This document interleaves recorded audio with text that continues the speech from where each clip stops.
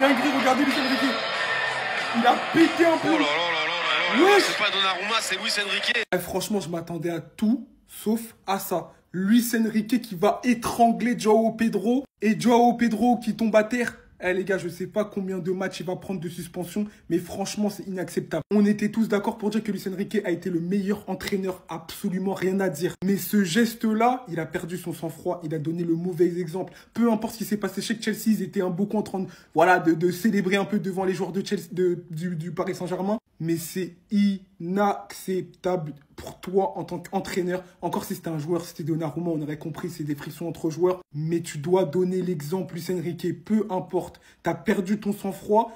Et en plus de ça, pour rien. Parce qu'en plus, il n'y a pas eu de gros scandales. Oui, le carton rouge sur João Neves, c'est un peu discutable. Mais au final, Chelsea a été plus fort que le Paris Saint-Germain aujourd'hui. Oui, il y a eu la fatigue. Oui, je pense que les nerfs étaient tendus. Oui, on peut expliquer ce geste. Luis Enrique, on le connaît. Il a rarement l'habitude de perdre son sang-froid. Mais là, en vrai de vrai, il n'y avait aucune utilité d'aller faire ça. Sachant qu'en plus, la Coupe du Monde des clubs, oui, elle compte. C'était important pour le Paris Saint-Germain. Mais vous avez fait beaucoup plus d'accomplissements que cette compétition. Pour moi, il aurait dû garder son sang-froid. Y'a quoi, wesh? Luis Enrique qui vient tarter João Pedro.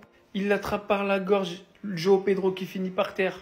Moi, je comprends. Il est juste trop fort. On m'a dit culture de l'instant. Il a signé le 2 juillet pour Chelsea. Le 8, il était déjà titulaire pour mettre un doublé contre son club, Fluminense, et qualifier Chelsea. Et là, il vient enfoncer le clou face au Paris Saint-Germain le 13 juillet. On m'a dit culture de l'instant après ce match-là quand j'ai dit que Chelsea avait enfin trouvé son neuf. Je vous jure les gars, c'est une différente race de footballeurs ce genre de joueurs.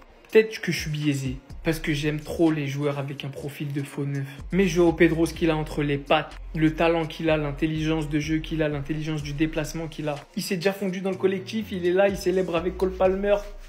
C'est le coéquipier parfait, c'est le neuf parfait. Je vais partir en cacahuète, je vais tout mélanger. Il est beau, il est jeune, il est fort au foot. Trouvez-lui une femme, vite. Ce genre de joueur, faut leur trouver une femme, vite. Je veux pas qu'il se perde sur des soirées dans des yachts.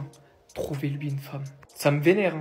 Mais Chelsea, il commence à avoir un tas de joueurs que je jalouse. J'aime beaucoup la direction que les Blues sont en train de prendre avec Maresca. Et je vous assure que la saison prochaine, je vais les suivre de très près. Et retenez bien, mettez en favori. Mettez en favori. Vous allez voir João Pedro la saison prochaine s'il va avoir de la concurrence. Ni Jackson, ni Delap, ni personne. João Pedro. Ils ont été tellement faibles qu'ils ont voulu en venir aux mains à la fin du match. Parce que quand sur le terrain, tu n'y arrives pas avec tes pieds, la seule solution, c'est la bagarre. Et c'est ce qu'ils ont essayé de faire. Luis Enrique qui vient embrouiller un joueur. Ils ont pété les plombs. Et moi, je vous le dis aujourd'hui, hein, Chelsea a sauvé le football.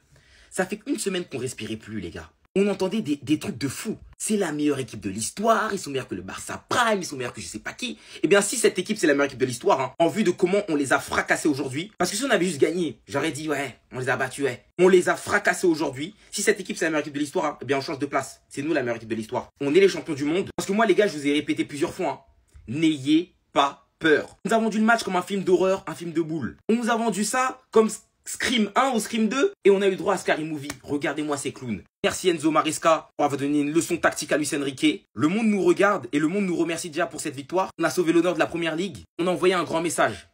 Faites attention à nous. J'avais déjà prévenu que cette victoire allait être un tournant pour le projet. Eh bien, ça l'est. Regardez-nous briller. J'ai demandé la tête du roi et elle m'a été servie sur un plateau d'argent. Merci. Attends. En fait, c'est simple. En fait, je vais juste vous montrer mes fesses. Voilà, je vais vous montrer mes fesses. Je vais vous montrer mes fesses parce qu'on s'est fait baiser. On est en train de se faire gifler. En fait, crachez-moi dessus. Vas-y, crachez-moi dessus. Cole Palmer, pourquoi tu m'as fait ça? Le book, il est éteint depuis novembre. Depuis l'automne, il est éteint. Et moi, c'est qui contre nous? 45 minutes, j'ai vu ce bug. Deux buts, une passe D. On est en train de nager, les frères. J'ai une excuse que je sors de mon chapeau. La fatigue. Ils sont crevés et ça se voit sur le terrain. Ils sont fatigués, ils font plus les replis défensifs. Mendes, il se fait crocheter par le soleil. Pour toute l'arrogance que j'ai eue dans mes vidéos. Crachez-moi dessus, vous avez le droit. Personne va vous blâmer. Maintenant, il reste 45 minutes. Est-ce que le match est enterré ou est-ce qu'on fait confiance à Paris Saint-Germain 2025 sous Luis Enrique? Vu comment le match se déroule actuellement, j'ai peur de la gifle. J'ai peur qu'on en prête 4-5. Pardon, désolé. Je suis désolé, nous ne sommes pas le Real Madrid ou l'Inter Miami. Pardon, je savais pas. J'ai écouté les tweets des gens. Ils disaient, ouais, vous avez éliminé que des équipes brésiliennes. Ça veut dire, moi, j'ai pris confiance, j'ai fait des vidéos avec beaucoup d'arrogance.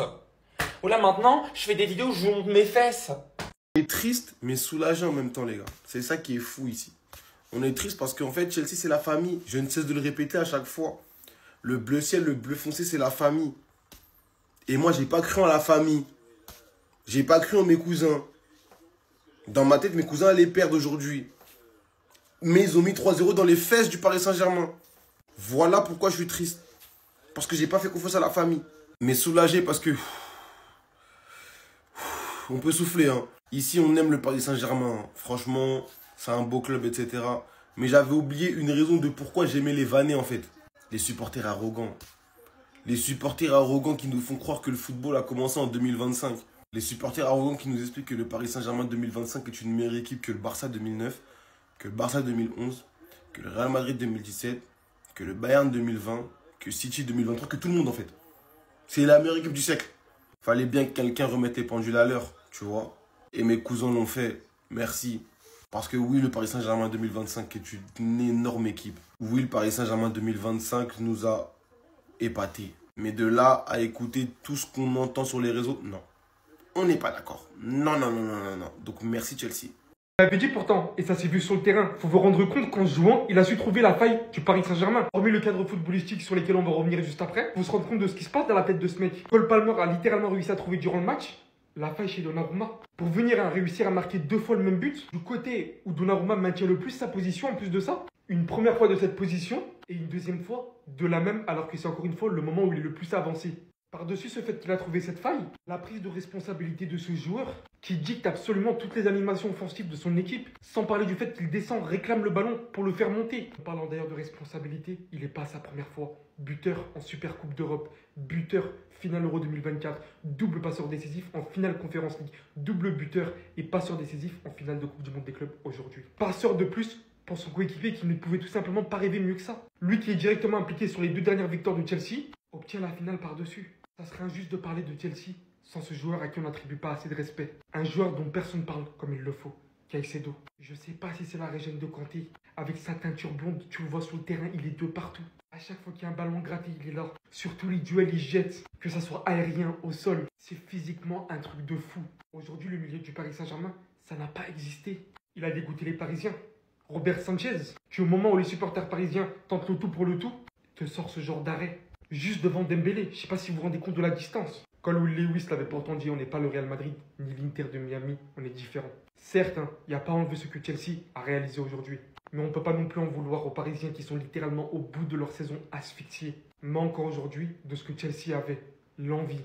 Arrêtez-moi ce mec! Est-ce que vous êtes au courant de ce qui est en train de se passer là? Comme vous le savez, Arsenal est actuellement en train de finaliser le transfert de Victor Gyökeres. Mais ça, à la limite, on s'en fout, vous allez voir. Ici, on nous dit, Arsenal a pratiquement trouvé un accord sur le montant de transfert de Victor Gyökeres avec le Sporting. Et il y a quelques semaines, on a aussi appris que lorsqu'il a su qu'il venait à Arsenal, le gars, il a quitté sa petite amie. Tout ça pour pouvoir se concentrer sur Arsenal. Et on nous a dit que l'attaquant suédois ne voulait plus rien avoir à faire avec le Portugal. Il est déterminé à rejoindre le club de ses rêves. Jusqu'à là, tout allait bien, jusqu'à ce qu'il fasse une déclaration il y a quelques jours. On a tous eu une grosse frayeur pour lui il y a 2 jours. Parce qu'il était dit qu'Arsenal était sur le point d'abandonner le dossier Victor Gyökeres. Tout simplement parce que le Sporting ne répondait pas à leur demande. Imaginez un peu le bourbier. Le gars, il vient de quitter sa copine pour aller à Arsenal et Arsenal veut lâcher le dossier. Et bah dites-vous qu'il a fait une déclaration que le média l'équipe nous a relayée et voici ce qu'il a dit. Il dit: je suis à la table des meilleurs attaquants du monde. Harry Kane, Robert Lewandowski, Erling Haaland, je suis à la même table que désormais. Vous n'avez pas encore vu le meilleur Victor Gyökeres. Ce que j'ai réussi à faire avec le Sporting, je suis persuadé de pouvoir le réaliser n'importe où. Ah oui, le frérot se prend pas pour de la merde, il a confiance en lui. Sauf que là, beaucoup de personnes ont pris ça pour de l'arrogance. En prenant exemple sur Eden Hazard, Antoine Griezmann qui par le passé avait dit la même chose sur Lionel Messi et Cristiano Ronaldo.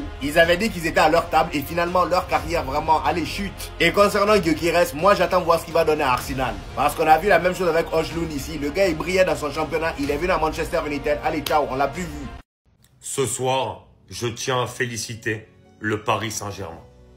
Dans une société où la critique est devenue très facile et où la mémoire très sélective, moi je n'oublierai pas, je n'oublierai jamais un seul instant la saison exceptionnelle que nous a pondue le Paris Saint-Germain. Avec aujourd'hui le rythme infernal qu'impose la FIFA et l'UEFA aux joueurs de football, il est tout simplement humain de craquer et de passer à côté d'une rencontre. Évidemment, on aurait tous voulu que la saison du PSG se termine en apothéose par une victoire. Mais c'est pas grave. Parce que si les supporters parisiens, on leur avait prédit cette saison Personne n'y aurait cru au tout début de la saison dernière. Et tout le monde aurait signé pour une saison comme celle-là. Le PSG a battu le Bayern, le PSG a battu le Real. Contre le Bayern notamment, c'était une énorme guerre physique. Aujourd'hui, ils sont arrivés, ils avaient plus le jus. Mais c'est juste humain, après la saison stratosphérique qu'ils ont réalisée. Un grand bravo à Chelsea, on en parlera sur d'autres vidéos. Mais moi, je tiens à dire un grand bravo à cette équipe du Paris Saint-Germain pour son parcours dans cette Coupe du Monde des clubs. Parce que c'était dur, après avoir gagné une Ligue des Champions, de se remettre la motivation à l'endroit. Et ils l'ont fait, ils l'ont gardé. Malheureusement, il y a eu défaite en finale et de cette manière-là, 3-0. Oui, c'est dur. Mais ça ne me fera en aucun cas oublier la saison exceptionnelle du Paris Saint-Germain. Et pour moi, oui, cette saison, le PSG a même été une des meilleures équipes de l'histoire. Et je le maintiens, malgré cette défaite 3-0 contre Chelsea. Merci Luis Enrique, merci le PSG pour toutes les émotions qu'on a pu vivre en étant supporter de ce club. Et il faut se le dire très honnêtement. Parce que tout le monde préfère gagner la Ligue des Champions que la Coupe du Monde des clubs sans manquer de respect à cette compétition.